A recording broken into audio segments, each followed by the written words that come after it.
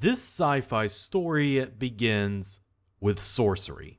During the late 70s at Cornell University, psychology student Robert J. Woodhead uploaded a file program to the school's Plato system titled Sorcery. It was designed to be his own take on an earlier program called D&D, which was based off of the then recently popular tabletop RPG game Dungeons & Dragons. The D&D crew were not happy at what they saw as a ripoff of their own software and had it removed, but it was a glimpse into the future if there ever was one.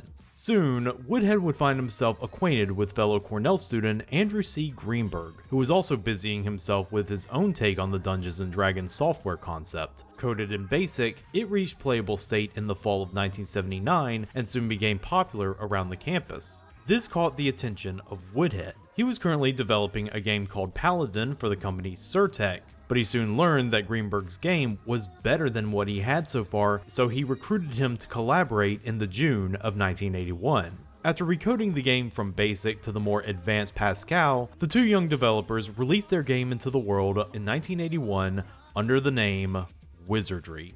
Wizardry's overall impact to the world of video games is pretty much its own video. It, along with the Ultima and Bard's Tale series, laid the groundwork for the modern role-playing video game as we know of it today. Specifically, Wizardry introduced innovations such as party-based combat and descriptive immersive text that enriched an otherwise limited graphical interface. But all of that is a story for another day. For now. We fast forward to 1987. Greenberg and Woodhead have gone their separate ways. Greenberg would go on to help create the Apple II RPG series Star Saga before bowing out of the games industry altogether. Woodhead, meanwhile, was still making Wizardry games. He was working on Wizardry 4 with CRPG writer Roe R. Adams III, and the project was 2 years behind its projected deadline. Yeah, I know the feeling. One afternoon, after a long day of not doing any programming, Woodhead was showing off a fancy new toy he had gotten, a Color Space 2 video board that would allow him to superimpose graphics and text on video. This caught the attention of Roe Adams. Adams was not only a CRPG head, but he was also an anime fan. He was a card-carrying member of the Cornell Animation Club, and watching anime there was not as straightforward as it is today. The footage mostly came from traded 5th generation VHSs, and they were almost always raw footage that someone proficient in Japanese had to provide real-time translation to let people know what was going on screen. There had to be a better way. Adams suggested that, with Woodhead's new technology, they could make fan subs of VHS tapes and have them spread around to local clubs. Woodhead replied that he had a better idea. Since he was always going to Japan on business thanks to Wizardry's popularity over there, he could try and nab some licenses and sell the videos officially. The two then proceeded to have a laugh at such a ridiculous idea that certainly would never work. The very next year, Woodhead and Adams found the company Animego, and Woodhead was on his way to Japan to start picking up licenses. The year after that, Animego would have its first licensed anime lined up for release to the unsuspecting United States. The title was an unassuming one that did not blow up like its contemporaries. Even today, it might as well be forgotten. But even then, it made its mark on history.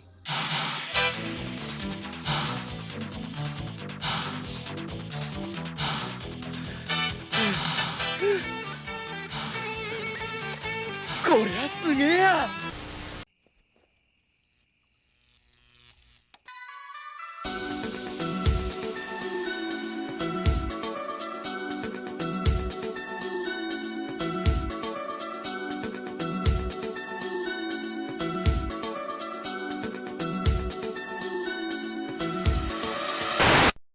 京都ビデオ。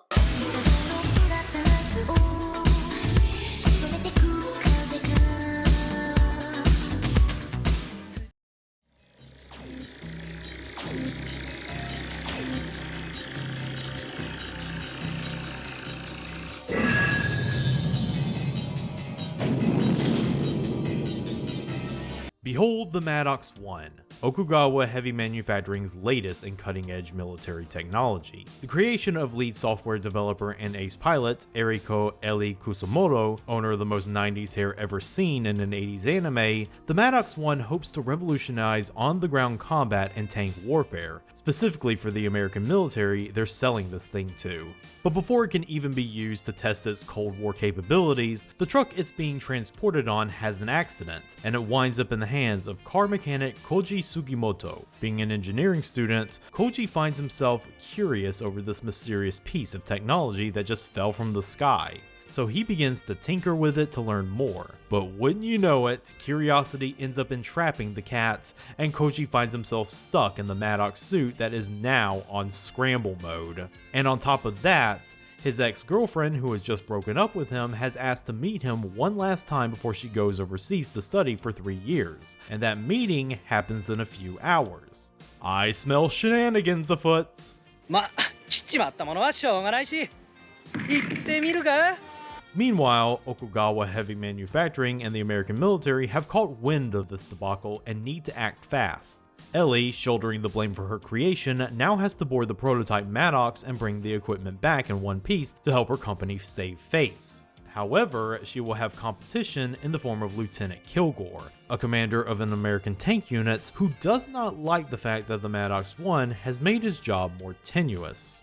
Even more infuriating that the damn thing was designed and made by a girl.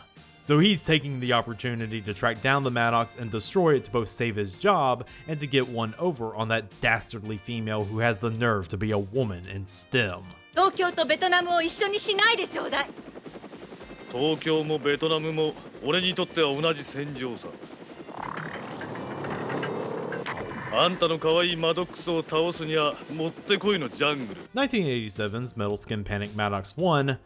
Boy, that's a mouthful. Almost feels like just another one of those forgotten titles made at the height of the OVA era. Something that really shows off the excess of the bubble economy by giving a small team of nerdy animators some dough and telling them to have fun. According to some sources, it was exactly that. It didn't exactly set sales numbers on fire when it was released in Japan, and it hasn't maintained the same level of cult following as its contemporaries. But after painstakingly researching and studying this anime for this video, I have reached the conclusion that MADOX-01 might be more historically important than even its creators give it credit for. Namely, for how it was one of the first anime titles to prove the financial viability of selling anime here in the States.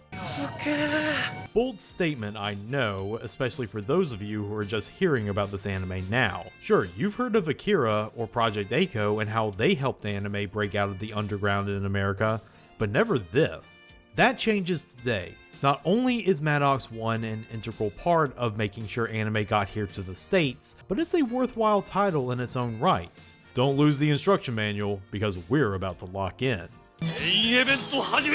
MADOX is yet another one of those fantastic 80s products that comes to us from the freaks and geeks at ArtMech. I've talked about them before on the show, and I plan on doing a more in-depth history on them once I get to their big breakout smash hit, Megazone 23. But for the sake of this video, I'd like to give you a bit of background of what they were to help you understand how an OVA like MADOX got made. ArtMech was a studio that could have only flourished in the Wild West days of the OVA era. Founded as a small collective of freelance animators and designers, ArtMech's specialty was solely focused on original productions. Their staff of artists and writers would brainstorm ideas, design the characters, settings, and mecha, write the scripts, and then pitch it all to a production studio where animation took place. It's why all of the anime they did was done in partnership with someone. It was an abnormal process with how anime got made, but ArtMech really reaped the benefits of the OVA boom, creating not just Megazone 23, but also Bubblegum Crisis, Golf Force, and Riding Bean among others. All of which gave many of their talented artists the chance to show off their intricate character and mechanical designs, such as Kenichi Sonoda and Hideki Kakinuma. Another one of those artists was Shinji Aramaki. Born on October 2nd, 1960 in Fukuoka Prefecture, Aramaki spent most of his childhood immersed into the science fiction world, having particular affection for not just famous anime titles like Space Battleship Yamato, but also sci-fi literature such as Robert Heinlein's Starship Troopers and Hollywood blockbuster films such as George Lucas's Star Wars. He also had a hobby of tinkering with motorcycles that was born from his childhood pastime of disassembling and reassembling Honda Super Cub engines. After college, he joined toy company Takara, where he did design work for their line of transforming Microman toys. This led him to joining ArtMech, where his toy designing experience, combined with his love of motorcycles, proved to be invaluable for his position as a mechanical designer. He was the one who designed the ride armor system for Genesis climber Moss Piata, as well as Priss's Motoslave from Bubblegum Crisis. And like other artists who showed budding talent within an art mix system, it wouldn't be before long that he would end up hitching his wagon to an idea that would call him up to the big leagues. MADOX-01 is Shinji Aramaki's grand debut as both a storyman and a director. We don't know the exact details of how this concept originated other than the fact that Aramaki said that he thought it would be a cool idea. Fair enough. We also don't know the specifics of what went on during the production, only that Aramaki felt completely in over his head when he actually started the project. For that reason, it could explain why the story feels so incredibly basic and poorly assembled, ironically enough. We're no stranger to this phenomenon in the OVA era. Stellar animation carrying a subpar plot was so commonplace even during the peak times that it arguably led to people saying that the format was a failure even before its downswing began. And MADOX-01 is especially not immune to this. And artists being embarrassed that revisiting their first project is not rare, but they usually don't come out and say it. 初監督作品でしたっけ？まずそうですね、商業作品としては初めてこれを監督した作品になりますね。はい。なんかだからちょっと正直恥ずかしいし、ひどい、今見るとひでえなとか思うんですけど、まあなんとなくその情熱感は伝わるといいなみたいな。勢いはありますよ。ありがとうございます。なんかね。MADOX-01, compared to other ArtMech projects, is more experimental than you would think. Where other ArtMech productions would involve galaxy-wide interstellar wars or vast corporate conspiracies, here it's almost a comedy of errors. A car mechanic stumbles across a giant piece of military hardware that he gets trapped in and has to go all the way across the city to make one final goodbye to his former girlfriend, all while the Japanese and American militaries hunt him down with a heavy artillery. A comparison I could make would be the short film Stink Bomb from 1995's Memories, which operates on a similar plot of an everyman unknowingly becoming a weapon of mass destruction and being pursued by two countries' militaries with vested interest in said weapon.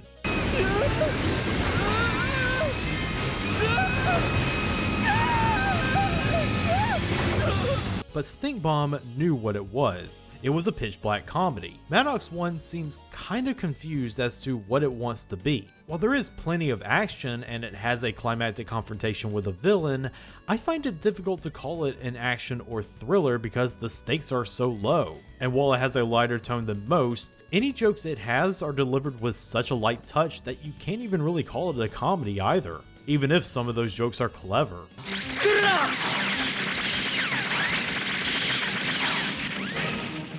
Another point against the story is that it relies heavily on the art of convenience. It's one of those stories that's dependent on miscommunication and the main character being a dumbass until he isn't anymore. We see in the beginning that Koji is not the bumbling everyman that the anime seems to want to make him out to be. He clearly has a grasp of how the machine works just by fully understanding the instruction manual right as he cracks it open. But the anime can't decide if he's already mastered the controls in just a few minutes or if he's just fumbling around like a moron. これください。できればレンジで温めて。And when Ellie confronts him in the subway with MADOX-0, they spend a lot of time fighting each other. It's not until Ellie has him dead to rights that she realizes, oh wait, it's just some stupid kid. She probably would have realized that sooner if Koji didn't treat this situation like he got caught buying liquor with a fake ID. 俺はただ。ただ？何なの？関係ねえだろ。It all leads up to the mother of all plot contrivances when, after an entire anime where Koji is stuck in the suit, he conveniently finds the eject lever at the exact right time. Somebody wrote themselves into a corner. The only reason you would not really notice these discrepancies is because the characters are completely flat. They're either interchangeable everyman, living plot devices, or Saturday morning antagonists. With a name like First Lieutenant Kilgore, are you really destined for anything else? この匂い、音、振動たまんねえぜ。Believe it or not, I was able to find the original pitch document for MADOX-01, and it does paint a different story than the one we see before us. ArtMech president Toshimichi Suzuki wrote the original treatment, and while the overall plot is roughly the same, Koji, for one, isn't a diligent car mechanic / engineering student, but an aimless ronin who sees MADOX as a means to retake control in his wayward life and fight back against a society he sees as unfair. And Shiori, his ex-girlfriend, is, how you say, a lady of the evening that Koji picks up and has to rescue from Kilgore in the end. Suzuki's treatment also included a lot more explicit political themes. This was written during the Cold War and deals with Japan supplying the United States with high-grade military hardware, a real examination of Japan's role as America's main ally in that tumultuous time. But Aramaki ended up cutting a lot of that out in the name of streamlining the narrative, which I don't think he should have done. I understand wanting to cut out the more political themes in the interest of time, but having that gritty edge with Koji being an anti-hero learning to be more heroic over the course of the story would have given Maddox some much needed teeth. As it stands, the story only serves the designs in animation. And what designs in animation it has for us. As I said, OVAs in their peak always had good animation uplifting mid-story work, but the animation is really just that good. No, it's excellent! MADOX-01 may be confused with what genre it's shooting for, but I have one it can call itself, an animator's showcase. Aramaki said that the reason why he jumped at the chance to do Maddox was because he saw it as the golden opportunity to do what he always wanted to be seen done in anime ever since he was a child. He wanted to see the most ultra-realistic mecha you could ever think of in motion, and he really put thought into it. MADOX-01 was inspired by numerous real-world weapons as cited by Aramaki and his collaborator Kimitoshi Yamane. They specifically cited the M1 Abrams for its multi-fuel system. Yes, this is a gasoline-powered mech. ねえ、聞いてんの？ディーゼル満タンだよ、満タン。 But more than that, the Maddox was inspired by attack helicopters, particularly the 1S Cobra for its attack capabilities and the 64 Apache for its hydraulics and its exhaust. The designs of everything in this anime is detailed to an almost absurd degree, especially now that we have an amazing remaster from the 35mm prints. You can see everything, right down to the label indicating that the mecha was apparently going to be shipped to Walt Disney Productions. What's even more detailed is the animation. Whenever ArtMake and AIC came together, magic always happened, but this was a special case. This one had animators from the then newly founded Gainax studio working on it, which included you know who.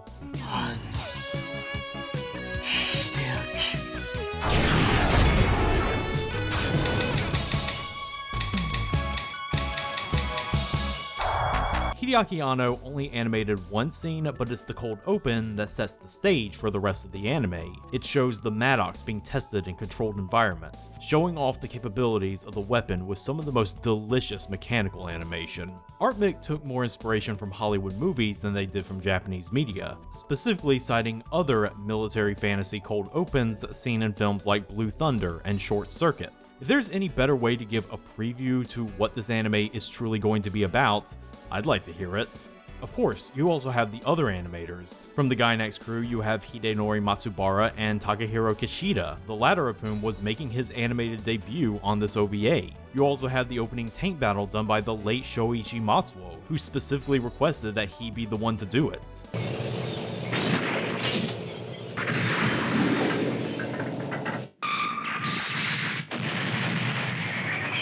And the final confrontation between Koji and Kilgore, that was done by animation director Hiroaki Goda with some assistance by one Masami Obari.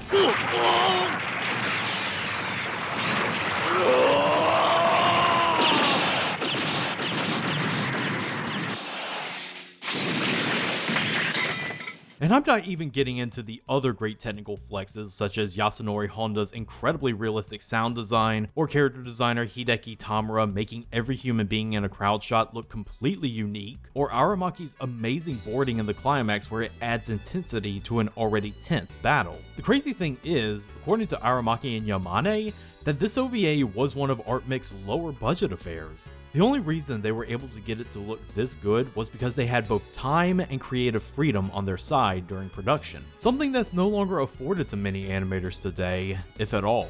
MADOX-01 got a lot of unofficial thumbs up from people in the business. Yasuo Otsuka, practically the founder of modern mechanical animation, heaped a lot of praise on the film and congratulated its creators. But for sales, it performed below expectations if it had any at all, which ended up making it a title for licensing companies to farm out on the cheap to other companies. All adventure and all excitement in City of Steel. Speaking of, While Woodhead's status as being the creator of one of the then current hit PC games in Japan afforded him the privilege of getting to meet with a lot of anime licensors, none of the people he met with seemed to take him seriously. While anime companies were interested in licensing to America and had already begun the process with companies like Streamline, they still had little idea of how to approach the process since it never had been done before.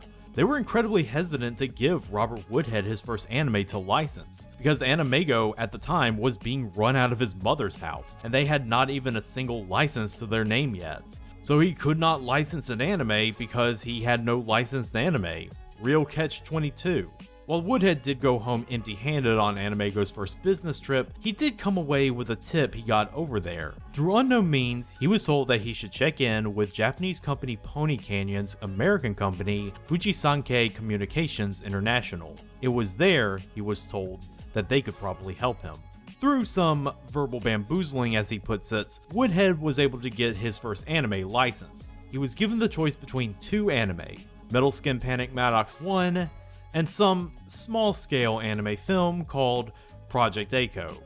Woodhead picked the former and has been kicking himself every day for that choice. To be fair though, Woodhead chose Maddox because he had a hunch that it would be better for more widespread American appeal than the very Japanese Project Echo. His instincts were probably correct. Another thing that made Artmake a unique anime studio was that most of their creative brains were connoisseurs of American blockbusters, to the point that Hideaki Anno would get on their case for not watching more local productions like Ultraman. You can definitely see the influence all over their productions. When Aramaki and the Maddox team learned that their little direct-to-video title got a release in the West, they were taken by surprise. They were also incredibly nervous at how, in their freewheeling copyright-flaunting ways, they used an actual Apocalypse Now poster and were worried Coppola's people would come for their hides. Subtitling on MADOX-01 was done on a 16 MHz Apple II Macintosh with 4 MB of RAM, and Woodhead had to develop the software from scratch. The packaging for the VHS was made with a laser printer and an X-Acto knife. With the first batch of legal anime VHSs complete, MADOX-01 was sent out to America in early 1990. It sold 500 copies of its first batch, and for that time, that was huge. For Woodhead, this was more than enough. MADOX-01 had always been intended to be a proof of concept of whether or not anime could be a viable marketable force in America, and considering how MADOX-01 continued to sell copies, the proof was in the pudding. This is why MADOX-01 is important. It allowed Robert Woodhead's Animego to flourish because its success allowed him to license even bigger hits like Bubblegum Crisis and Urusei Yatsura. This in turn allowed Animego to be one of the first leaders of the anime licensing game alongside Streamline and Central Park. They were one of the first companies to cater to the hardcore anime crowd by offering sub-only releases, and they were also the first anime distributor to do their business with both their customers and their Japanese contacts over this little newfangled invention called the internet. All of this from a company that Woodhead himself said he just saw as a weekend hobby, and all of that would not have happened if it was not for MADOX-01. MADOX-01 has a lot of problems in the story department, but the animation makes it represent a truly lost era of creative freedom in anime. Aramaki nowadays is one of the big pushers for CGI anime movies, but even he has said that there is a spirit to hand-drawn animation that both computers and modern digital animation can't match. This anime is evidence of that. Metal Skin Panic MADOX-01, deeply flawed as it may be, is important as a piece of anime history. It helped launch the career of Shinji Aramaki and showed off the true capabilities of what a crew of animators can do given time and room to grow. It also helped launch one of the first American anime studios that not only is still around, but has a new lease on life to ensure that it's going to be around even longer. When MADOX-01 was restored in 2021 thanks to Animego finding the original 35mm print, along with Project Echo's, it was a restoration given with a lot of care. Aramaki was even invited to take part in the process, which he gladly accepted to both correct mistakes he saw and fix color grading that had been bugging him for years. And now it can be seen in the best possible way it can be seen in more than 35 years. Maybe this treatment could be more than it deserves, but you can't deny that the people behind it know of its importance. But next time, try the eject lever first, Koji. Thank you all for watching. If you like this video or want to support this channel, please donate to my Patreon. Each dollar can give you early access to my videos as they come out, as well as keep the channel running a bit more smoothly. You can also subscribe to the channel, ring that bell for notifications, or just like this video. Either way, you'll be helping me out. That's all for now. See you for the next round of tapes.